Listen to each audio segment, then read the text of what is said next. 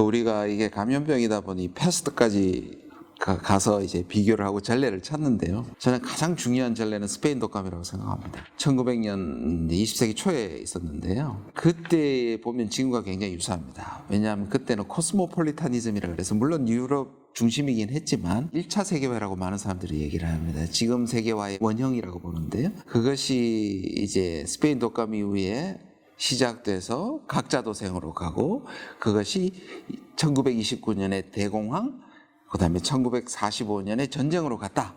이게 이제 나쁜 시나리오의 전례를 보여준 거죠. 왜냐하면 코로나가 국가 간의 단절을 가져오고 세계화를 멈추고 국제협력을 멈추고 각자도생으로 가고 국경을 닫게 되면 구조적으로 필연적으로 충돌하게 된다는 것인데요. 저는 좀 다른 점은 미중이 충돌하지는 않을 거라고 봅니다. 현실적으로 저는 충돌하지 않는다면 그러면 어떤 현상이 오느냐. 미중이 충돌하지 않기 때문에 미중의 경쟁은 주변 국가나 다른 이슈들에 의해서 끊임없이 밀당과 돌 던지기와 자극과 반응들이 계속될 겁니다.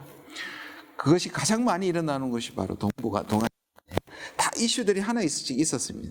한반도는 사드였고 동북해는 미일 동맹과 중국의 갈등이었고요. 세 번째 대만, 중국 양안은 상시적으로 일어나고 있고 아직까지 잠재적이지만 문제 소지를 갖고 있는 남중국해는 인공섬을 두고 갈등이 벌어질 가능성이 굉장히 많습니다. 그러면 둘은 충돌하지 않겠지만 주변 국가들 중에 특히 지금 말씀드린 동아시아 국가들은 몸살을 앓게 했어요. 그래서 이것 역시 뉴노멀의 하나의 형태다.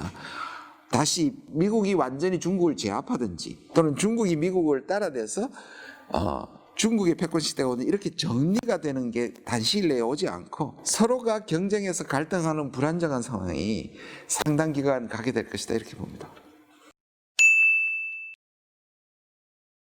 전 세계를 주도하던 소위 말하는 자유주의 국제시를 주도했던 미국과 유럽이 사실상 지나친 시장의 성장이라든지 금융경제의 성장으로 말미암아 국가가 좀 주변으로 쫓겨났습니다. 그래서 한동안에 국가의 공공성이라고 얘기하던 복지 시스템도 사실상 지금은 낡은 방식이 되어버렸다고 얘기를 하고 있고 국가 평등이나 국가의 공공성을 최대치로 만들었던 사회주의 실험도 실패를 했습니다. 그런데 이번에 코로나 사태를 겪어보니까 국가가 굉장히 큰 역할을 발휘를 해야 되고 국가가 큰 역할을 발휘했던 국가들은 상당히 방역에 성공을 했는데 시장에 쫓겨났던 국가들, 우리가 믿었던 선진국들은 오히려 민영화를 했다든지 이런 것 때문에 국가가 국민 보건에 굉장히 취약점을 노출을 했습니다. 그러다 보니 민주주의를 유지하면서 강한 시민사회를 유지하면서도 국가의 공공성을 그대로 갖고 있는 한국이 주목을 받게 되고 그래서 한국이 K방역이 중심이 되고 있는 것이라고 생각하고요. 이거는 우연히 벌어진 일은 아니라고 생각합니다. 한국이 확실히 강점을 갖고 있고요. 그래서 한국이 공공성을 유지하면서 그러나 이 공공성을 가지고 있던 정보들을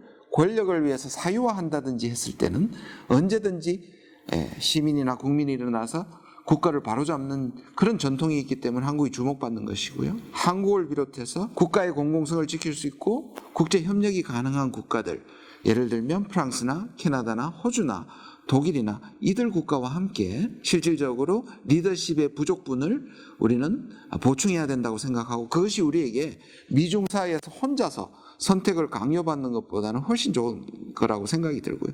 또 하나 말씀드리면 이렇게 각자도생으로 가버리면 아프리카나 동남아나 북한 같은 국가들은 방법이 없어집니다. 옛날에는 유엔 같은 데서 부족하나마 그들 국가에게 원조도 했지만 이게 각자도생으로 가면 아마 그런 국가들이 생존이 힘들어질 겁니다. 그런 국가들을 위해서 우리가 일종의 그런 국가들에게 봉사하고 그런 국가들이 함께 살아가는 일종의 리더십을 연대를 통해서 발휘하는 것이 필요하다 이렇게 생각합니다.